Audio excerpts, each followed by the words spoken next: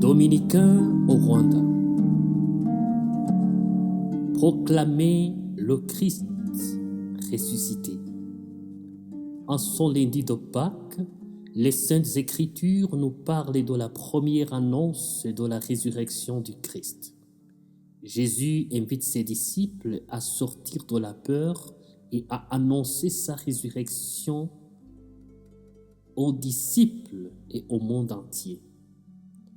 Cette invitation va pousser Saint Pierre, dans la première lecture, à proclamer sans peur et avec courage ce qui s'est passé à Jésus, comment ils l'ont maltraité et malmené jusqu'à la mort, mais aussi comment Dieu l'a défendu et l'a sorti vivant de la mort.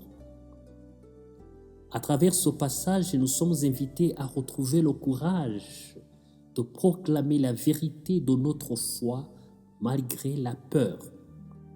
Tout d'abord, au cœur qui nous sont proches, ensuite à toutes ces oreilles qui ne veulent pas souvent l'entendre. Au fait, la mort de Jésus avait sérieusement traumatisé et dispersé ses disciples.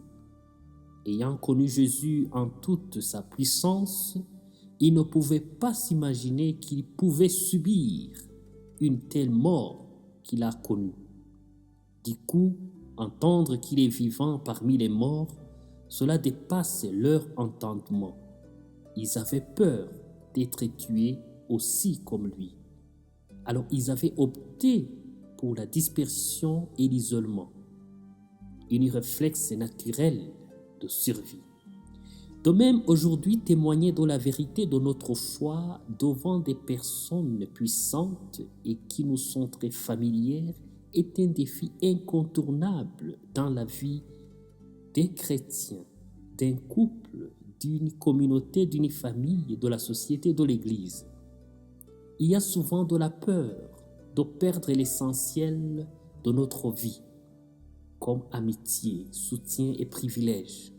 Cependant, en célébrant la résurrection aujourd'hui, nous sommes invités à aller au-delà de nos peurs pour témoigner de notre foi. Alors, qu'est-ce qui m'empêche d'annoncer la bonne nouvelle à ceux qui me sont proches? De quoi ai-je peur de perdre dans ma vie, dans ma relation? Prions Dieu pour qu'il nous donne le courage de proclamer sans peur la bonne nouvelle de sa résurrection, la victoire de la vie sur la mort dans nos milieux de vie, maintenant et pour les siècles des siècles. Amen.